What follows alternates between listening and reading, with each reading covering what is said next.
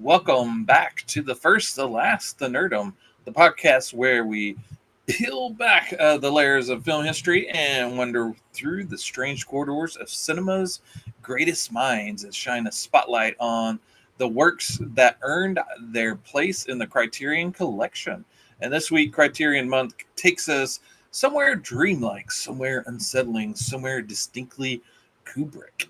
We're diving into Eyes Wide Shut, Stanley Kubrick's final film, part erotic mystery, part psychological labyrinth, part waking nightmare. Released in 1999 and instantly controversial, this cult classic invites us into a world of hidden desires, blurred realities, and the kind of dream logic only Kubrick could sculpt with such icy precision.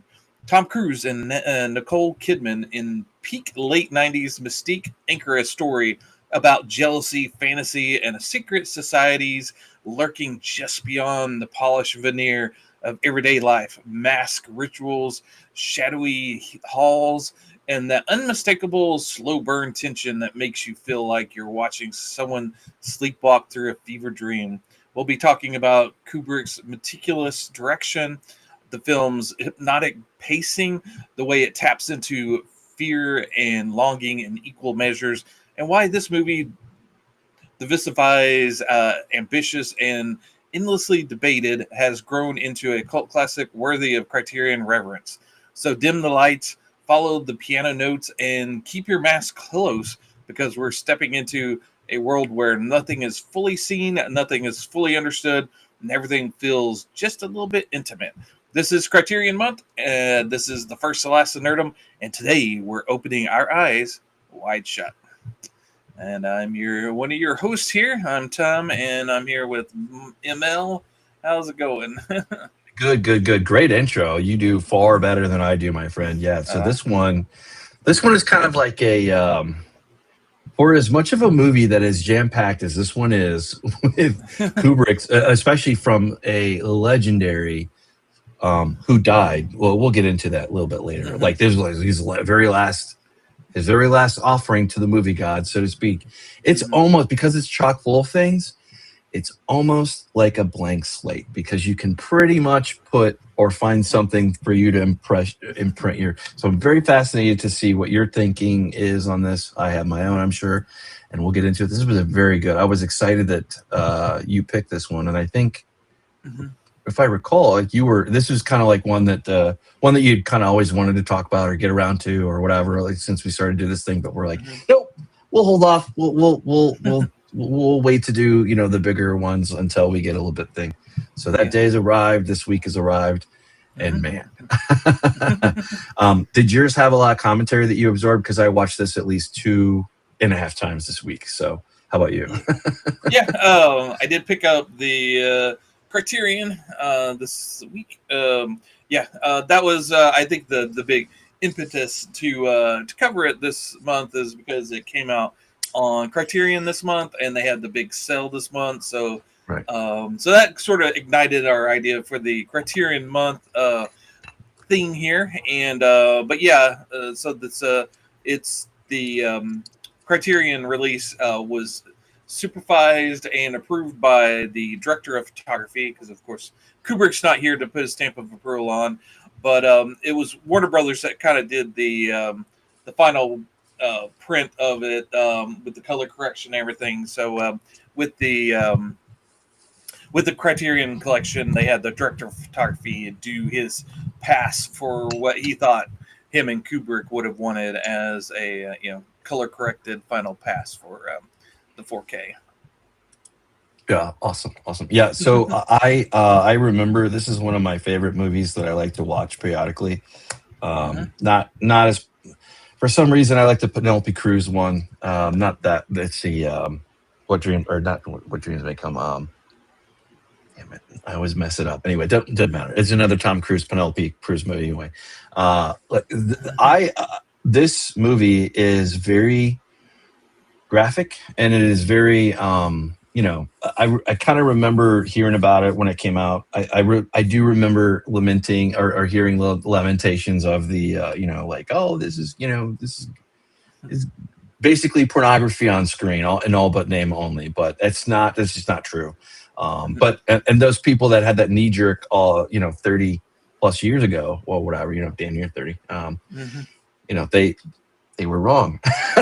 That's also true to this day. But what's your history with Eyes Wide Shut? And that, I mean, it's been one it's been always there and kind of the background that I like to revisit. Not like, every year or maybe even every 5 years, but like at least once a decade, I'll find myself being like, God, I'll watch it and I'll just see something I completely spaced out on. And I had not seen this in a long time before this. So this was perfect timing for this week and for us continuing on with Criterion month. Yeah. So it came out in 1999, so a little while back there. When it first came out, I saw all the hubbub about it. All the entertainment sources were talking about how extreme it was, or controversial and blah blah blah. And no, I didn't ever.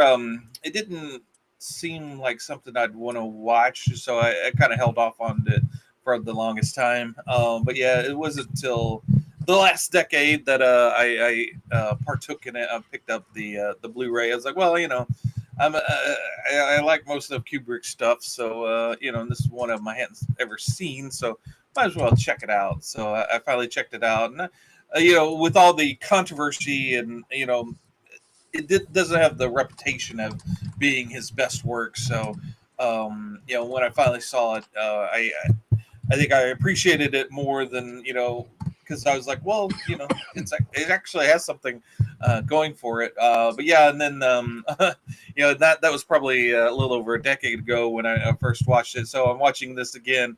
I hadn't seen it in a long while, like yourself, and I think with an older perspective, it makes a little bit more. You get a different perspective on it, and I think I got more out of it this time around when I watched it. Yeah, excuse me. I want to correct myself here. It's not like Eyes Wide Shut. I've always loved.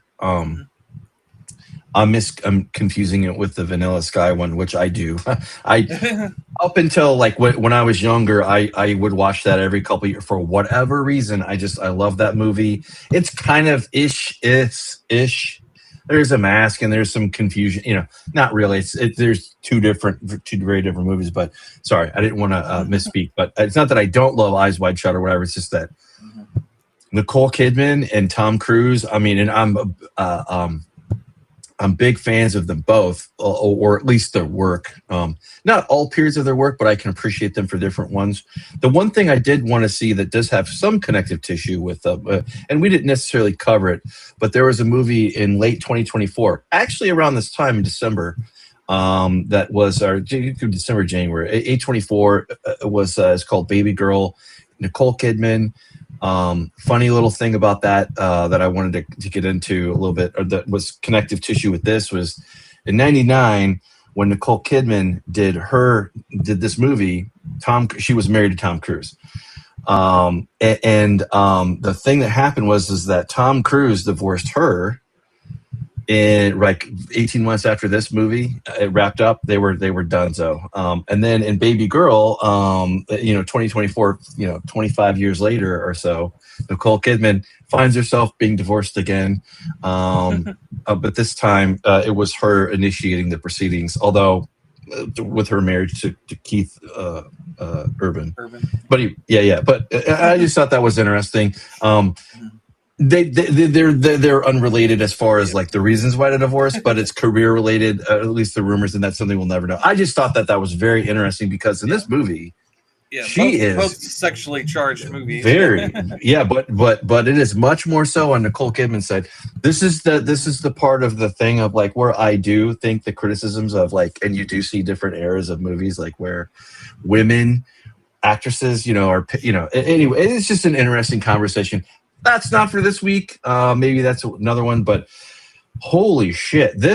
I'll tell you what, the thing about a Stanley Kubrick movie is it's very, very dense and it hits you where you least expect it. And sometimes, I don't know about you, but there are some times with his work where I won't, and I can better articulate it. I guess the older I get, the more movies I see, the more we do this thing. I can better articulate it sometimes, but I can remember like seeing it, seeing a scene or something and it being bothering me really, really a lot. When I was younger versus like, and then when I think about those thoughts nowadays, like I just don't have that same feeling. I'm watching this from a completely different lens. More seeing it from like the lens of this or that, but like this thing is just, it really flirts with, is this, it kind of I don't know, how do you break this down? What genre do you put this in? It is horror for sure, but it's just you don't see the hit coming. I'll just put it that way. Like it builds up. It's slow. It's some say it's too slow. I don't think that's true, but it does meander a little bit around the points. It's kind of has that kind of dreamlike kind of drifting sort of aspect to it. It was. I think it was marketed as a erotic thriller, and that's not what this is. No, not at all. It's more of a that came off the back of that. The more fundamentalists, said, oh, this is pornography. And it's like, but at the same time, audiences though, like they thought, oh well, shit, this is erotica, this is adult, this isn't something like smut. It wasn't that. You're right. It was like it was born of that time where Basic Instinct and now I don't think those movies have I don't think the modern audience has an appetite for that. But it's definitely not anything like that. It's a much more an adult examination of desire and it's like at the cusp of a marriage that's either gonna go one way or the other, and that's playing with the hidden truths of a relationship and about how much do you share with your partner? How much is that hidden truth worth exposing to at the detriment of your relationship? But also before we get too far in, we want to pay the bills. Oh, that's right. Good grief. So, you're all amped up to jump into this. Yeah. Sorry, I've just been doing a lot of thinking about this one than I normally would. So the brain, thank you for pulling us back to center here. Thank you, Tom. Yeah, with that being said, we are the First to Last the Nerdom. Getting in here, this is our website, FirstLastNerdom.com. You can see our last 10 carousel of YouTube videos that we published, as well as a little bit about me and Tom. If you want to read more, please do. We encourage that. Also, as always, home base is YouTube. This is where you can always find us, or where we publish ourselves. And with that, I'll hand it back over to Tom. Yep. You did a little video on Pluribus. We did do a discussion on that will come out probably a little bit later. This week. Monday, Tuesday. Yep. And, Mike did a little theory breakdown for the show. It's doing pretty well. I'd like to compliment him on that. Thank you. Which you have not seen yet, correct? Right? I have not seen. Yeah. Okay, good. And I said that in the video. So So go. Yeah, please go ahead, my friend. Go ahead. Yes. And then I help out our social media. I get on Reddit to promote our stuff. So look for me there. You may have come from there. So hello if you did. Sometimes I get deleted or my posts, but sometimes I break through. I consistently promote our stuff on X. If you want to know what our latest and greatest video on X is, on YouTube is, you can check out X, where I'll promote our stuff, and then also give us a little. I'll post, talk about little nerdy things as well. And Mike, you have your own X. I do. I also do 8bit_Inc., where you can jump in and have a conversation with me and Tom. I do want to roll back to the YouTube thing and say thank you so much to the last several half dozen people who have joined our channel and subscribed. We really do appreciate that. We love hearing the feedback. tell us what we're doing right, what we're doing wrong, or something somewhere in between. That's fine too. That's the point of this thing. We don't really do any diving hard takes toward the ground here to do what we do. We like to invite more conversation than less. But with that being said, I also kind of didn't really get into it, but like essentially, this is a movie that goes around a little bit. There's only like maybe 3 or 4 places that you really see the people. You see them in fancy digs, or on the street walking, or somewhere where there's rich digs where rich dig people do. Yeah, it's a little bit simplifying it, but and some are streetwalkers. So there's that. Hookers, yes. But yeah, to break down we didn't discuss the actual story. So it's about a couple, a married couple that has also a child. Bill is the doctor. Alice is his wife. They go to a party, and that sort of ignites the question about infidelity. And there's Alice reveals a little bit about her. Or not actual infidelity, but her mental infidelity, and that sends Bill spiraling on a night's adventure into possible infidelity, and that gets him into a secret society gathering, and things go wrong from there. So that's sort of the basic storyline. It's almost like we're kind of like on an adventure with Bill. We got to travel along with him through his night, and also his mental journey. It's almost more of a mental journey than a physical one. There is physical threats that come his way, but it's more of a mental odyssey as opposed to too much of a physical one. He doesn't actually interact too much physically with the world. He's more of an observer. Even you could almost get him in the cuck status with all the stuff that he just observes in this. Yeah, the thing that I was gonna say too. Yeah, so like there are parents. They have a daughter. They're a wealthy couple, or they're young rich. They're up and coming rich. They're not established. They're not filthy rich yet. No. How did I wrote notes down here, like on the observation of what I remember seeing, and of course I don't have them in front of me, but like they're like on the fringe of being rich, like they're well off, but they're not quite. They're not quite fully established. They're not hosting the parties. They're going to the parties, but that could quickly change in a decade. Being a doctor in New York, being part of the upper class for sure. There's this feeling of, like you mentioned, dreaminess. And I definitely. It's so funny because it's almost like there's 2 movies going on. It's almost like there's the Alice's movie, and I just wanted to call this out really quick. Alice through the looking glass, kind of Alice. That I think that's funny. And mirrors show up in Kubrick's movies, and sometimes they mean duality, sometimes they mean deception, whatever. There's like him, and you get that he's a doctor. You get that he's on this sojourn, this impromptu and very scary sojourn as it gets pulled, as the layers get pulled back, and he keeps pushing in further to that rabbit hole, so to speak.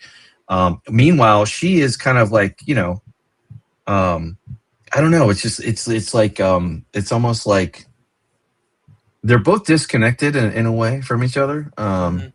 Trying to find that repeatedly over and over, but it seems like they're meeting in the middle, like where she's kind of going. He wants to be. It's like she's talking about how she almost cheated and she wanted to, and she's very honest. Whereas like he is more of like I already did it, or I'm going to do it, but it creates, oh my God. The one thing that this movie is masterful at is the tension and the awkward, just the transitions are just.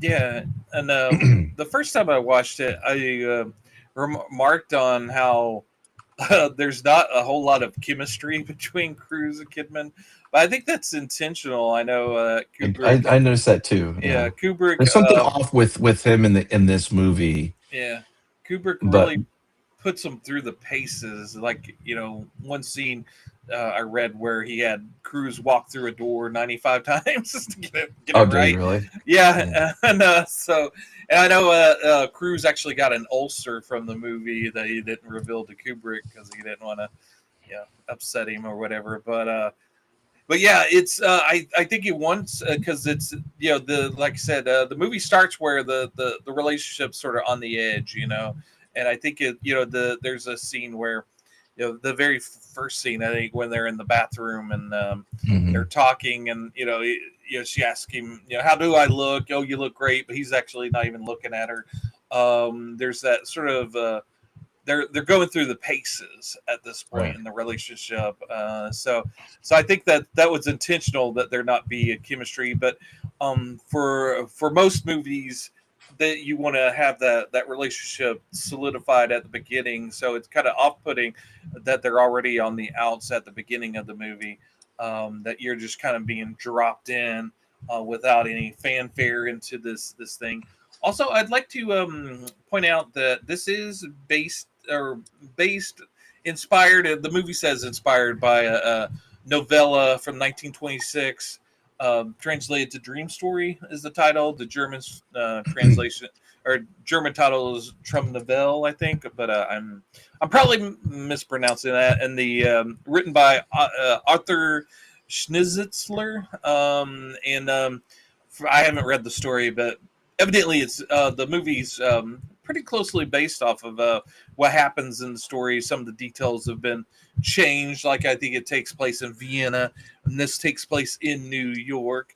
And then also, I think a lot of the names have changed. And the main character that Tom Cruise plays is Jewish in the story, but and I think the co-writer, adaptive person that worked with Stanley Kubrick, Frederick Raphael, had argued for the character to be Jewish, outwardly Jewish, but Kubrick saw him as more of a, middle American sort of Harrison Ford type, and that's why the last name of the couple is Harford, which is a combination of Harrison Ford and Ford, or Harrison and Ford.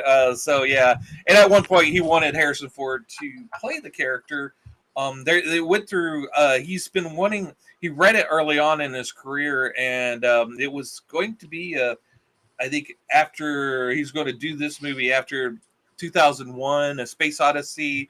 They ended up doing Clockwork Orange, but evidently this movie's was in his mind for decades, and I think he at one point kind of saw it as a romantic sort of sex comedy, and he at that point had thought of maybe Steve Martin or Woody Allen in the role. The people he's considered over the years was Tom Hanks, Bill Murray, Dustin Hoffman, Warren Beatty, Albert Brooks, Alan Alda, and Sam Shepard.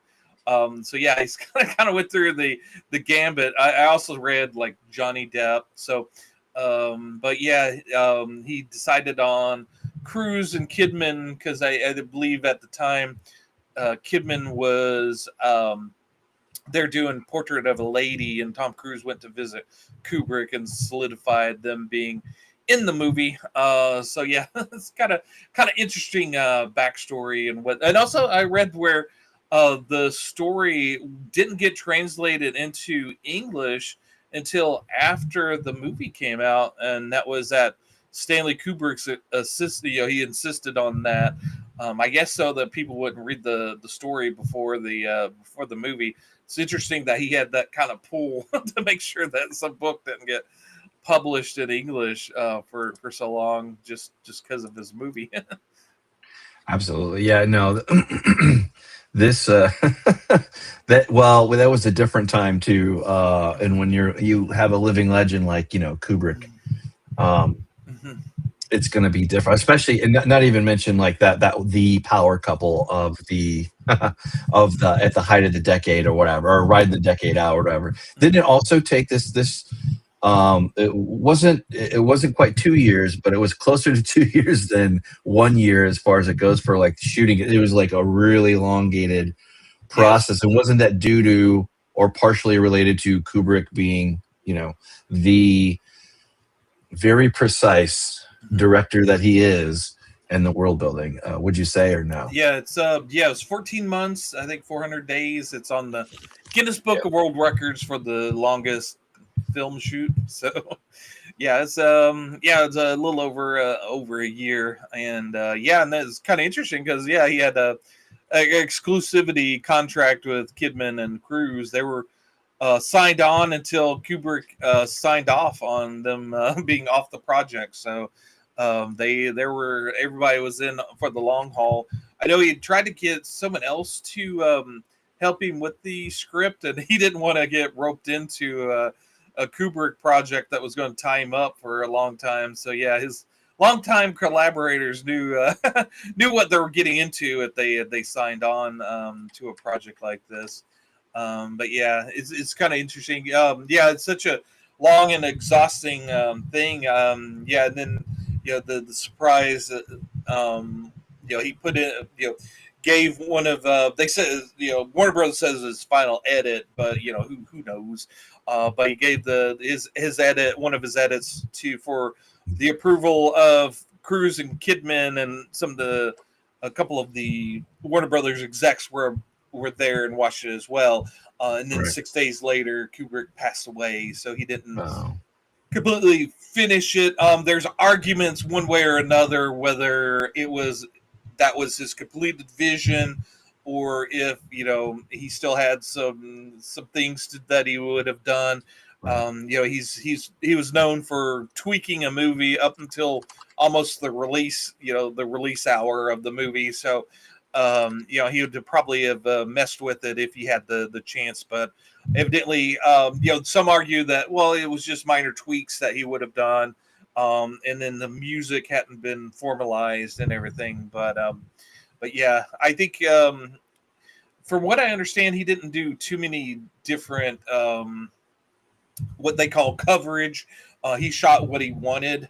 So as far as the vision of his movie, of what he shot, was pretty much there. I think the director of photography said, that the way he shot it, it's pretty much what he would have wanted. So it wasn't Right. like you could go in there and create a whole another movie from cloth, with the footage the footage sort of dictated what the movie would be.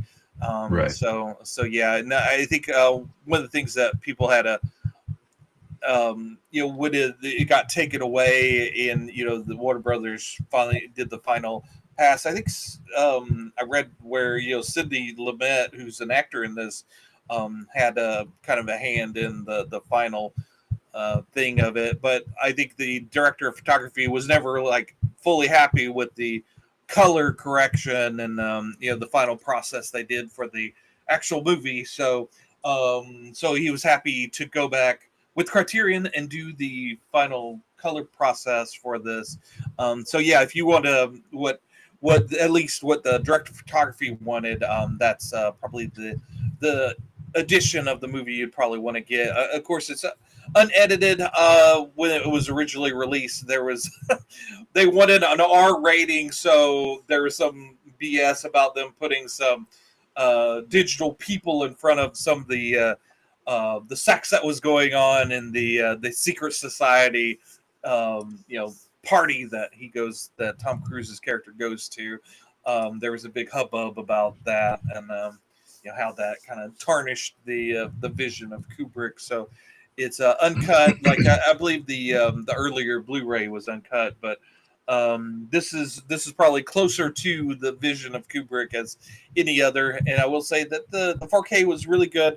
Kubrick did like his grain, so it's not like a grainless print of it, because that was not his vision. So there is grain on the image, but it's very clear and crisp, and the colors are he wanted that muted lighting kind of look to it, and it definitely has, even though it's a Christmas quote unquote movie, it does have that kind of a dark, somber, kind of dream like feel to it.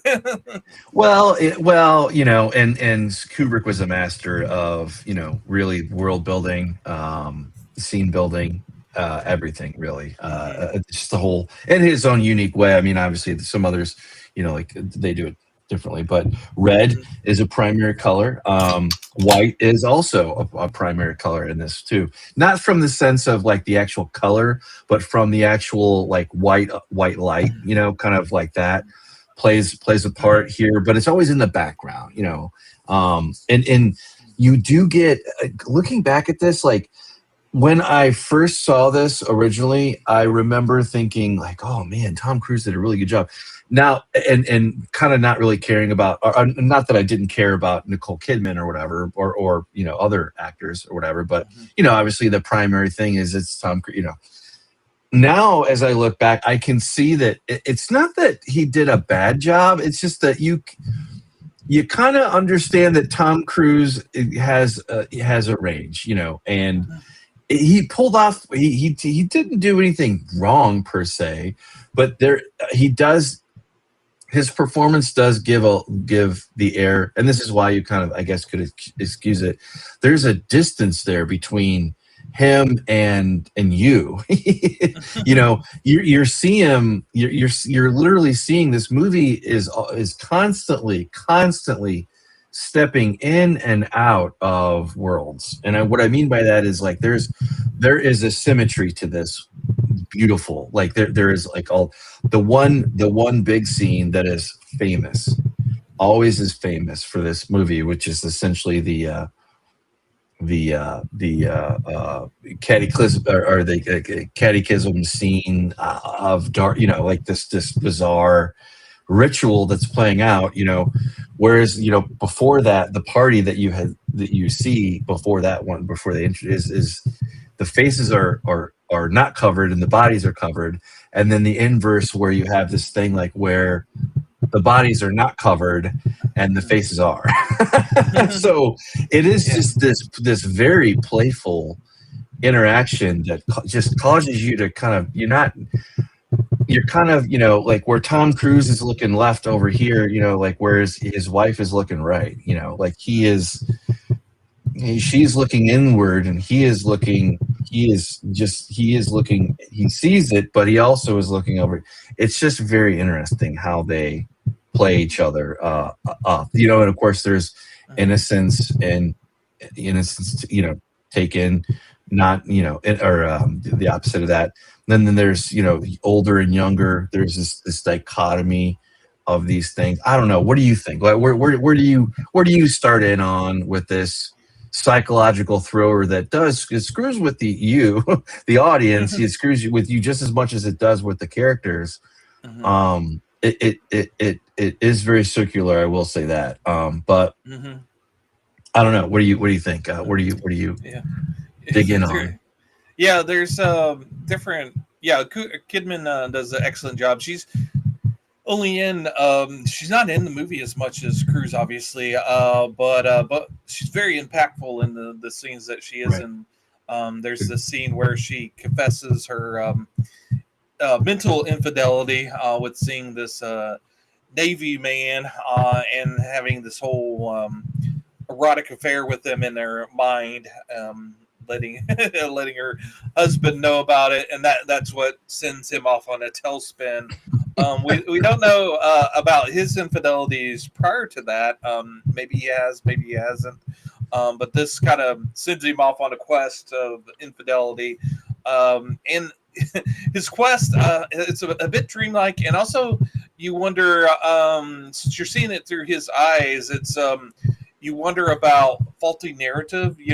how much is this in his mind as opposed to what really is happening, because it does have a little bit of a main character syndrome in that, you know, all these women and men are kind of throwing themselves at him at every turn, you know, and it's sort of, yeah, he is Tom Cruise, you know, Bill, but he does still have the looks of Tom Cruise, so I can see where, you know, you know, these people would throw themselves at him, but yeah, it's kind of interesting in the movie. You know, every time he turns and talks to a person, they seem to have a thing for him. Like the thing that starts off the night was he went to one of his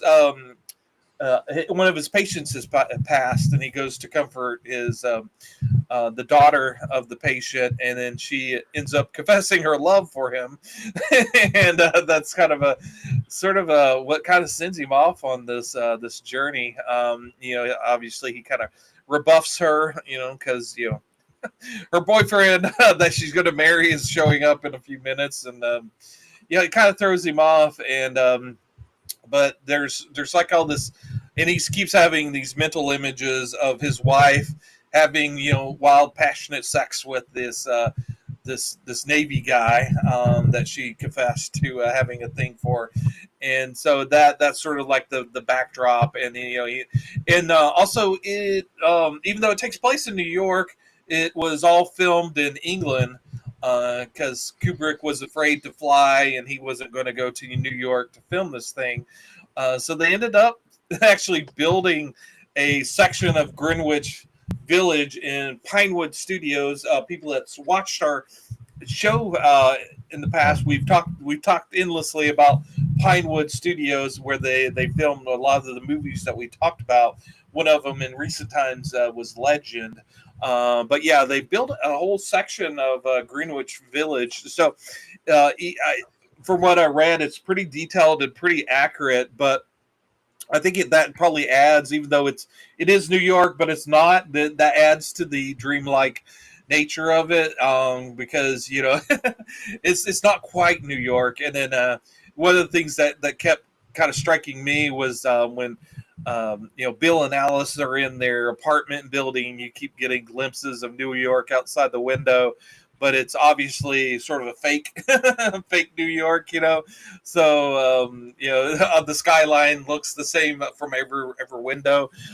So it kind of throws you off a little bit, but it also adds to that dreamlike quality to the movie. But yeah, it seems like, you know, he's kind of stumbling through the night, but he keeps stumbling upon the same thing, you know, it's leading him somewhere. It's Right. taking him on this almost seems like a clandestine journey, and all the characters that he runs into are related to what's going on, and almost, yeah, very dreamlike, you know, with Reeves, you know, one thing leads to another, this almost randomly, but it all makes sense in your dream, whereas this has that sort of that dream logic to it. So yeah, if you know, I those people that I think complain about it being sort of too long and you know, slow and everything, I don't think they're on that journey with them that you should be on if you're watching this and fully invested in the movie. I think if you fully invest yourself into it, you're in for the long haul, and it all kind of makes sense to you. But if you're kind of, you know, kind of resistant to the movie, that stuff isn't going to work for you. Yeah, well, I mean, there's the dangerous edges, sharp edges that will catch anybody. I mean, who knows? But I mean, you have this constant tiring, well, semi-tiring, kind of in and out of you know, will they, won't they, you know, like this. But you accept it because, you know, you see this strange intrigue that is something else is going on here, you know, and that's also naturally pulls you in more, whether it's on the Nicole Kidman, on Alice's side or Bill's side.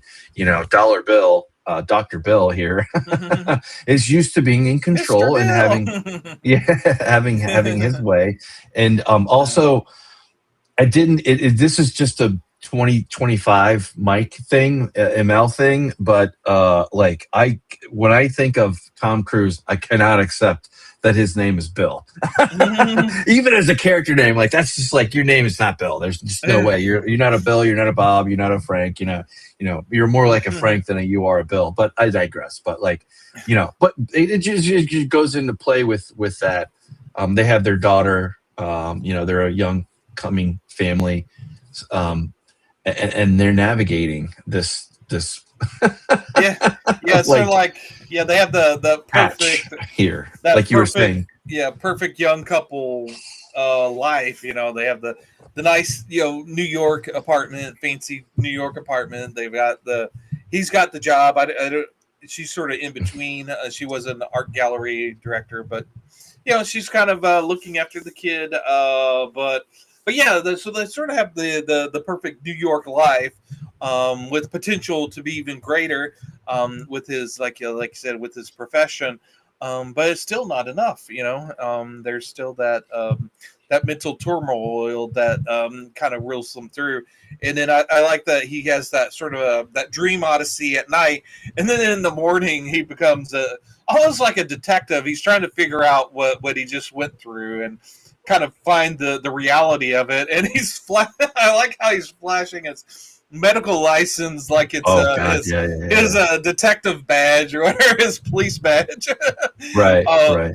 That almost that gives kind of a dream kind of quality to it. And he's sort of kind of haphazardly doing his investigations in that he's kind of bumbling and fumbling his way through it, where obviously the secret society can keep pretty good tabs on him, as far as what he's doing, because he's using his real name and he's kind of running through and kind of almost like a bull in a china shop trying to investigate this thing. He's not being subtle about it. No, it's very frenetic. It's very unorganized, unmanaged. It's very from one moment to another. It is there, which also kind of mirrors like his disorientation, I guess, with that he was exposed to this thing on top of with his wife and their conversation and the other people around him, like that remind him, oh, well, you're desirable and you are charming and you are the one being pined after, that sort of thing, and not having to be worried about your backyard or whatnot. And he realizes that is just not the case. And whether it's his wife or something, I don't know, you find many things. He realizes that, I guess I was wrong. And now we're gonna dive into the ocean that is Stanley Kubrick and see just how wrong he is. Like, as he maintains control, and he there is that part of him too, like where he's just kind of constantly fighting to like where he does want to let loose, and he's constantly surrounded by people and by situations where they are not holding themselves in, they are letting it go. And whether it's implied, some of the darker ends of this of the pool, like where it's murder, or implied, something like that, where there's also people that are just like he and his wife kind of do their own version of this, their little dance with the truth, like surface level versus reality, and their interaction and interplay. There's also this kind of that thing going on too, which mirrors what's going on in the movie, which is like, he never really questions. I mean, he kind of just accepts things face value, and doesn't push back too hard, or he pushes. He just doesn't seem like he's hitting full bill, full Dr. Bill, right. Hartford, guy. He definitely is out of his element. Yeah, that's exactly. I was going to say he's out of his depths in this. He's not in doctor mode. He keeps trying to kind of force himself into doctor mode, but he's sort of in a world that he has never had access to before, and he's kind of swimming with the sharks and is trying not to get eaten. But yeah, there's he finds out through his friend that he reconnects with, Nick Nightingale, which is an interesting name. But yeah, he finds out about the secret society party that hints at all this weird mystery that he decides that he wants to get in on, but he has to get a costume, and there's a interesting segment where he goes to this this shop, costume shop that he thinks is run by one of his patients that he finds out is gone, but the guy that currently runs it lets him in, and while they're kind of shopping for his outfit, he finds the shop owner finds that his daughter possibly is having some strange kind of interaction with these two older men, and yeah, he's yelling at him. He's going to get him locked up, and and his young daughter hides behind Bill, and there's this interesting kind of tension between Bill and that young lady, and then the following morning, there was an interesting kind of development between that. Evidently, they worked it out, and but yeah, that's almost even more unsettling than what goes on in the what happens in the secret society, because that girl's kind of implied that maybe she's underage, maybe it's not really his daughter, maybe something else is going on, maybe it was a weird kind of fantasy play that was going on that night. Well, and this just tells you like how much more dangerous the world was. Mm-hmm. We were just talking about sex trafficking, like that. Mm-hmm. Like that was in a completely different era of time, mm-hmm. than today, where these kind of the sickness and the degradation that people know that is abhorrent to all of us equally is mm-hmm. Like where it's kind of obscured in like a the True Detective, like that kind of thing, like where it's kind of obscured, played with, massaged around, like with the mysterious, like where it's just a little bit easier to accept that when it's not reality. But this is not that. This is a square punch, Kubrick punch in your face. But he leads with subtlety. Like you were talking about that, the opening scene with Nicole Kidman. There's numerous like iconic, idyllic even scenes, and there's that just kind of like that the first scene of the film that kind of sets it out, like where she's or near the very first part where her it basically shows her in the bear, like from the back, but it's a subtle come closer, wham, like inviting in to like, what the hell did I just like you were saying, like describing that scene of those people, and kind of like, oh nope, we're good. Yeah, yeah, and it's sort of like a building of tension, and there's that, and then it develops into the secret society party that goes on, which expertly done by Kubrick. It's been parodied and replicated in so many other things with the mask and the robes, and that whole segment could have been done with lesser hands. It could have been more of a joke that a lot of the parodies have kind of played on, but there's sort of a eeriness about that whole thing. It's not, for me, it wasn't sexually titillating. It's more of a kind of a dark sort of almost clinical, ritualistic sort of going through the paces of these dark rituals with these sexual acts without really any intimacy or any real passion. It's almost like Bill's kind of going through a night there. He just wants to basically fuck somebody, and he gets more than he bargains for. He keeps getting into he sees a prostitute, and where there's actually she may be more willing with him than normal.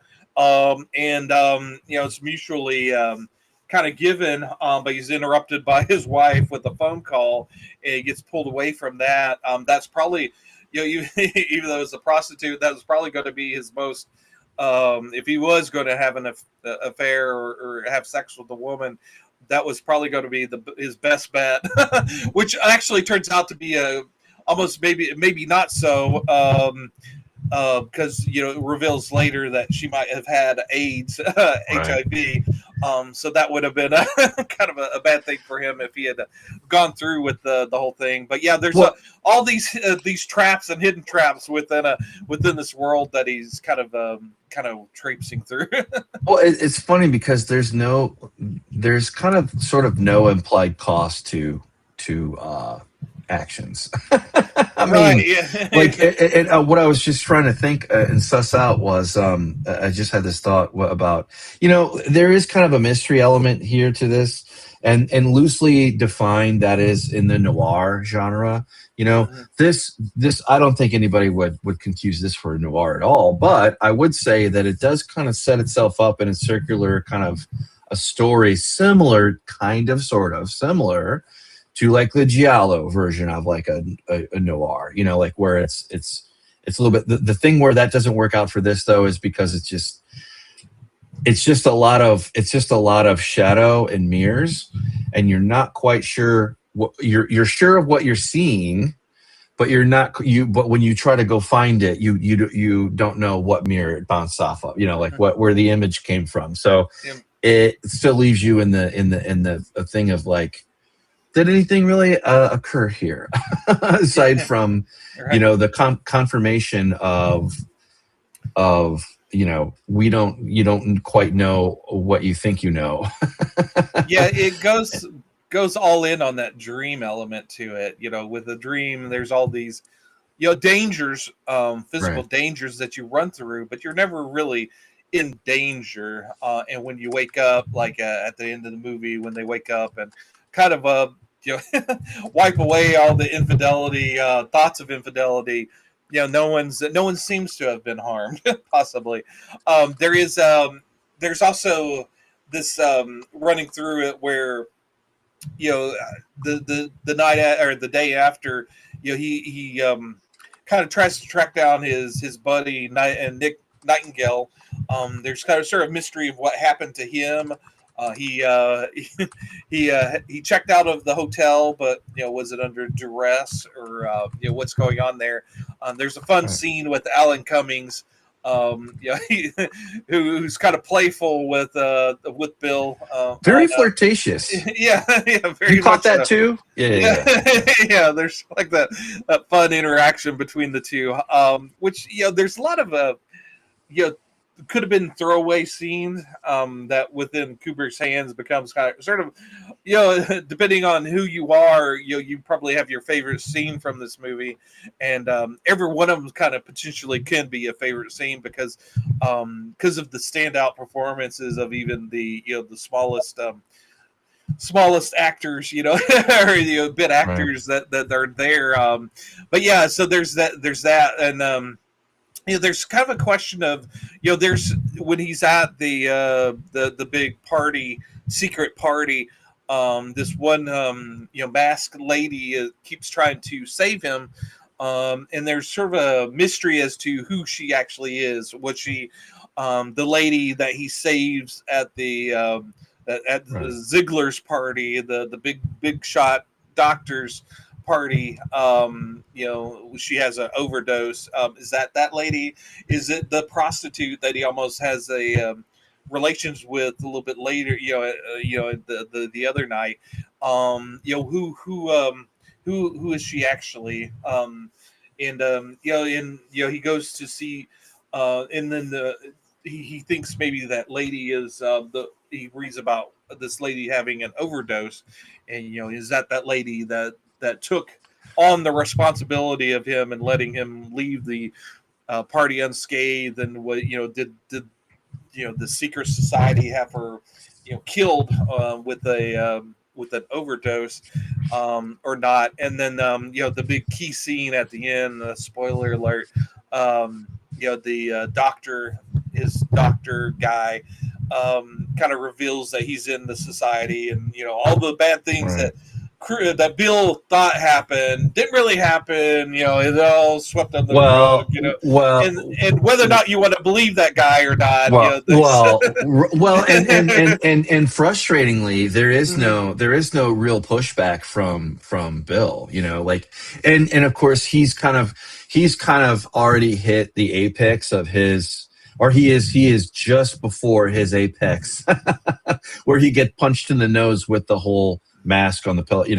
That kind of confirms to him is like, no, this isn't a dream. And oh, by the way, that's kind of the thing though that's weird. Just as much and just as suddenly as he finds that there is this secret society, and they do these borderline things that just are we don't know what this is. There's chance, there's this ritual, this thing that is unworldly, completely opposite of what anything that Bill has ever experienced in his friggin' life experience, his lived experience, whatever you want to call it. But he has this, and then just as quickly, because they made threats. They made very tangible threats to Bill that he took very seriously. He did ignore some. But in the end, it's funny how, and we're already an hour in or so spoiler, for practically 35-year-old movie, 25 for sure, 30 almost, whatever it is, or 35, excuse me. But anyway, the point being is that it's also just as quickly as the light went on and we were there, the light's off. And it's just like, it goes back and it's kind of like, they almost screw with them even more. It's almost the same kind of punch that we get, because what's worse? Okay, what's worse? Having his wife actually had, cheated on him, or her confessing that she thought about doing it. She didn't do it, but it shattered. It's almost the same kind of mind fuck with the secret society, because he was very definitely tailed. He was very definitely, and then just as soon as they're in, they're gone. And there's just nothing there aside from like the remnants of like them kind of like a last minute like shut up secret. If you will just leave it be as it is, because you already got yourself into enough trouble with your wife, and they, of course, kind of implied that they knew that because of the interactions that kind of went back and forth with the wife, because obviously they were probing. They were either the secret society. They were probing them, like for these, I'm sure they do that with a lot of people to kind of vet them or see what they can get. Or it's just a rich, powerful man thinking that he can get away with whatever he wants, But that's kind of the whole point of like the secret societies, that they can do something and you can't do anything about it. Or if you do, who cares? We don't care. Yeah. It's I like how it ends, because in a normal thriller, if this was really an erotic thriller, you would have had that big explosive ending, very action-packed ending where he blows up the whole society, and he reveals everything, and everything gets wrapped up in a nice little bow, which doesn't really happen in real life. You wake up from that dream. The Ziegler gives him an out. Basically, he says, "Okay, you've messed around, you've poked the bear several times, right. But hey, this is your out. This is, I'm wiping all the guilt and everything away from you. No one died that didn't die naturally or at their own devices. The society, the society is what it is, but didn't kill anything. It's not anything more than you think it is." Go back to your wife, live your happy life. Well, don't you find it funny that it's funny that, and I'll put Bill kind of in the middle here. You had his wife absolutely have this just utter transparency with him, and then you have him this utter absolute sheer transparency or perceived transparency from Ziegler to him, and then at both of them, he is devastated. Where it's kind of that. I just thought that's very interesting that he we're not quite sure how honest he is. I mean, he is honest to a certain degree. I mean, I don't know. You'd have to have. This is a very interesting couple discussion, which could spark its own issues of like how you count how many times who cheated on who or crossed the line into irreversible. Yeah, because there's a kind of a playful scene at the beginning where with the big doctor's party. Right. There's a dance between Alice and some stranger. There's a lot of heavy flirtation between the two of them, and then also there's a flirtation between Bill and these two models that there may have been connections with them previously or not. That one was pretty much. I think the Alice one was more going to stay in at least in her mind, the fantasy stage, whereas who knows with Bill when he gets interrupted by the call from the other doctor. He was heading off with these two lovely ladies. Where was this going? And you can it's not like, I'm not going to say that he didn't resist or whatever. I mean, he didn't make a show of it or whatever. He was. Right. You could see that he was very much tempted, probably too long, but he was a gentleman, and he did ultimately, even if he hadn't, he was trying to walk away. You could see him trying to say no in a very polite, rich society kind of way, but still not lose his charm, his image. But it's just very interesting how that. And then they also they wouldn't shut up about the rainbow too, and I couldn't help but notice, like 10 minutes later, you have the whole interaction with the rainbow. So there's an interplay there, maybe. I don't know if you want to touch on that or not, but and maybe even ties to Wizard of Oz, and that has that dream-like, over the rainbow sort of thing. Everybody's kind of looking abroad, but there's I like the fact that the way it wraps up is almost like like you said, everybody kind of goes away kind of unscathed, but are they? Because the whole thing has been a kind of a mental exercise or exorcism, trying to exorcise those demons. But the damage has been done. They decide to they come to an understanding, but maybe not a resolution. The final thing is let's fuck. Let's get physical, as Olivia Newton-John poetically said.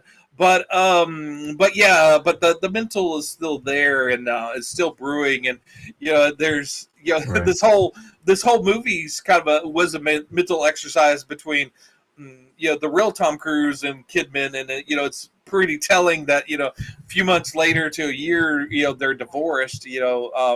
What the mental exercises that went through with this movie, did that have a play or effect on that? There's when you invite the demons in, they do end up doing damage. Right. Well, I was going to say too. Did you notice anything with the music? Like it seemed to me, or not, or the music. It seemed to me that if it was kind of far away, it was kind of dreamy, and like and floaty. Whereas like other times, the music, like when it felt close up, it felt very almost ominous, too ominous at points, if not just tension raising. I don't know if you noticed that at all, or if that played into your thing. Yeah, a lot of the conversations were played without music, which a lot of times there would be, so it gives it more of a kind of a real sense to it. But like what Tom Cruise is locked up in his mind, and like especially like when he's being followed, he's noticed this guy's following him. You've got the stray piano shreds that kind of play out. Like you said, it's very very dreamlike. The music during the secret society party was very kind of discordant and kind of unsettling, like you said. Also, one of the things Kidman did have to do some frontal nudity, and one of the things that Kubrick did to kind of make her comfortable is also, do a kind of a closed set kind of thing where it was just him and Kidman and Cruise at times. But he also had her bring in her own music to play to make her comfortable. And one of the tracks that she brought in, the albums, was a Chris Isaak album. And he liked it so much he included it in one of the songs in the movie. And I told Mike that I did meet Chris Isaak, and he's showing off the picture now. He actually opened for Tina Turner in Arkansas quite a few years back. You can tell I was a bit younger, and I was excited. Yeah, a wee bit. I was excited about my one of my sister's friends actually got to spend the whole day with him and got to hang out. I was kind of jealous of that, but she did get me backstage to meet him, and so that was cool because I loved his music. He was also in Twin Peaks Fire Walk with Me. He had just done that recently, so I was excited about meeting him. I asked him about his character in Fire Walk with Me and what potentially has happened to his character. He goes, I have no idea. so while we're doing those hand gestures, Chris Isaak said, let's pose like gangsters and throw up some signs. So here, it looked tough, and I couldn't. I halfway did it. I did sort of the gang signs, but I couldn't look tough. I was just too happy meeting him. So I had the smile, and he, of course, he did the tough guy. I don't know why he suggested the gangster look. I don't know. That's awesome. That's awesome. Yeah, and it's great. I was gonna say too, the music in this is I was gonna say, going back to the film real quick, like this had so much connective tissue in a way as far as infidelity goes, insofar as that and being very erotic. But Baby Girl that Nicole Kidman did, and when I started to talk about that at the beginning of the show, and I totally blew through the stop sign of our plugging. But anyway, she did such a great job in that movie. It makes you want to crawl out of your skin, but in a completely different way than Eyes Wide. I mean, this piece of film that we have that is just you get in, you start in, and then you kind of travel through this night or this few days through this guy's perspective primarily, and see him essentially, I don't know. I mean, essentially unravel, I guess is what I would say. Like just to kind of like where he didn't get anywhere, and your only solution was to go back and be you and accept you, and we don't even know. But it is just kind of funny how things kind of start in party mode, and then they kind of roll back to normal everyday mode. It's kind of like making that transition is very tough for all of these characters. And to kind of end it with Kubrick, there's speculation. He told his wife that this was his favorite movie that he did the most. The one that really meant the most to him. Although on the other side of things, R. Lee Ermey, who was in Full Metal Jacket, he famously said that he talked to Kubrick 2 weeks before his death, and Kubrick said that he hated the movie, it was a piece of shit, and that Cruise and Kidman had kind of steamrolled him, quote unquote. Well, not fully his exact words, but he said the exact word was, he said Cruise and Kidman had their way with him. So my thoughts are, through the process of I've written I've written some short stories, and you kind of go through these emotions of whether it's a piece of crap or it's a really good. You have those self doubts. the tendency is say it's one way or the other, but he could have said that to him and then said the same, said that it was his greatest achievement to his wife. You go through those emotions. So who knows? Kubrick's not here to, settle the situation. Also, he had a lot of self doubt.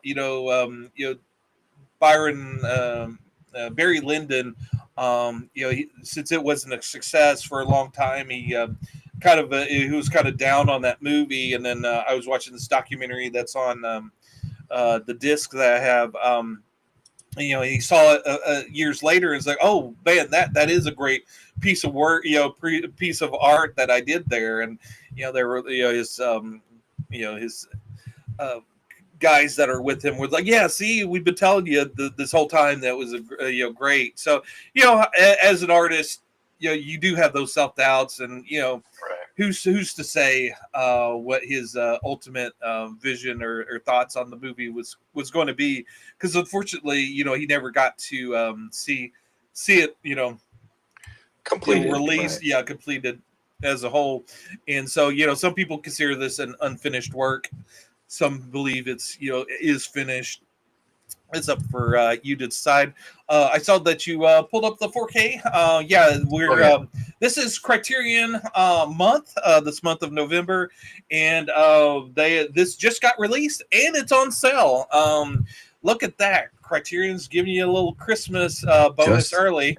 There you go. There you go. And I will say, unfortunately, if you look at that, it's temporarily out of stock online, which I ran into that situation early on. I knew we wanted to cover it this week. We actually had a backup just in case I didn't get my copy.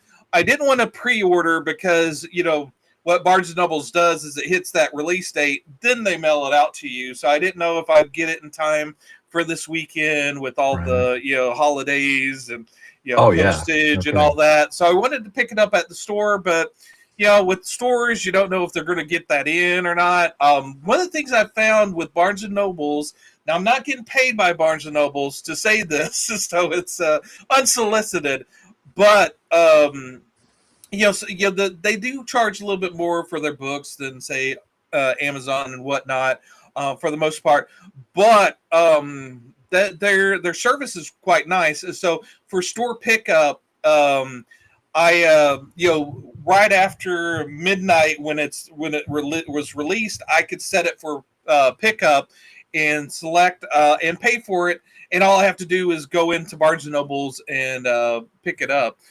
So it's very nice. I did go. There's 50% off all Criterion, and so I did splurge a little bit and get a little bit extra things with my purchase of Eyes Wide Shut. I went. My previous one was more kind of horror themed. This time I went more crime related. If you want to, pull me big here, I'll show you off the other things that I got. I got the Grifters. There's you. There's Grifters. Is it showing on me? I think it's on you right now. No, it's on you. It's on you. Okay. Go ahead. Keep talking. I don't see it myself, but okay. There's the Grifters, and then I got Mean Streets, and then I also have Bound. So yeah, a little bit of noir, sort of Scorsese, and then the Wachowski brothers. But yeah, there you go. All right, there we go. Yeah, nope. Sorry. All right, let me go share the screen again. I think we're getting to the caboose here. I have to read. I wish I would remember the scene that I. Oh, and one more thing with the Criterion, the sale goes on through December 7th, so it's doesn't end right at the end of the month. You still have a few more days, so enjoy the savings there. But if you're a movie lover, and if you've made it this far through our talk of Eyes Wide Shut, but yeah, if you want a copy of Eyes Wide Shut, like I said, it's sold out on the site there. Check your local store. There's that Find a Store. Throw in your zip code, and it'll tell you if it's there in your store. Looks like it's but yeah, you could check that out. Like I said, the thing about Barnes and Noble is the one thing that I'll badmouth them about is that when with a bookstore, you're used to everything being in order. You know, you go to your sci-fi section, your fantasy section, all the books are in order by author, and everything looks good. With their Criterion section, at least for mine, I don't know if it's everywhere, it's just thrown in hodgepodge. It's all a big mix. you can't find anything. And the first day of the sale, I went, and surprisingly enough, there was a few other cinephiles there, physical media guys there that were kind of digging through them with me.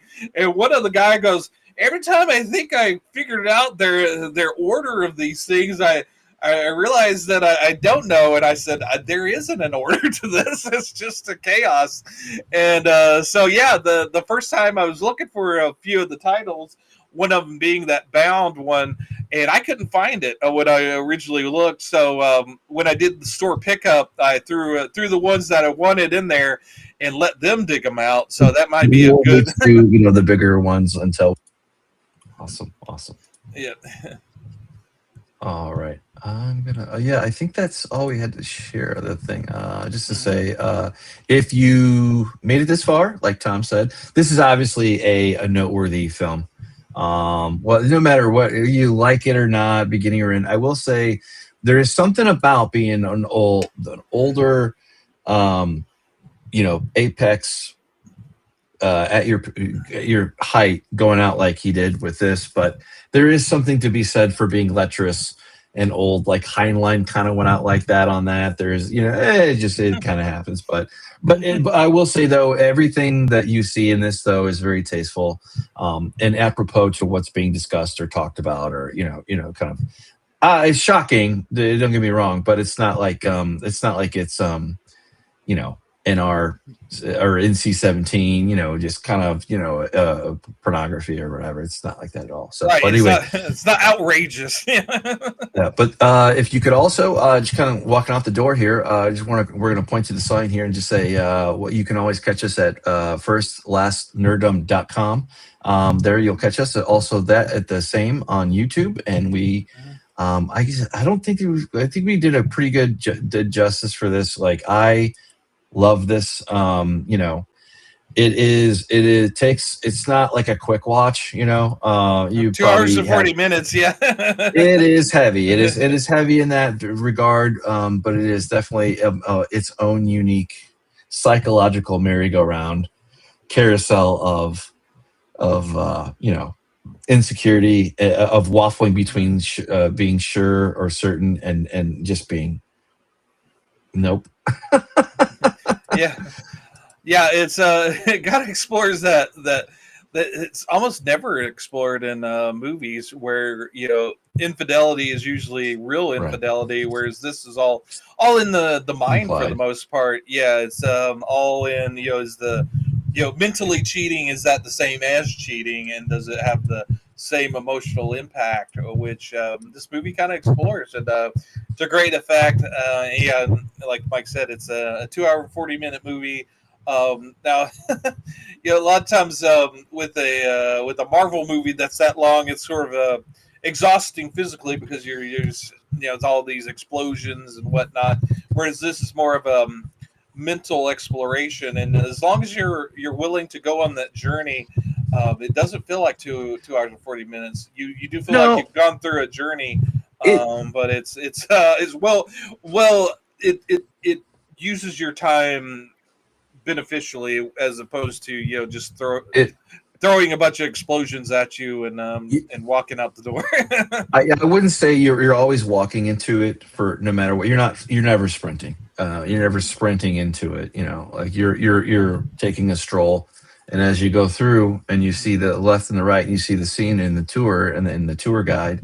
There is no tour guide. There's that creepy guy at the corner street staring at you. Right. And things get redder and redder. Anyway, but no, it's good. I think we're coming to the end here, and I've been Mike. And I'm Tom. Keep away from those scary secret society parties.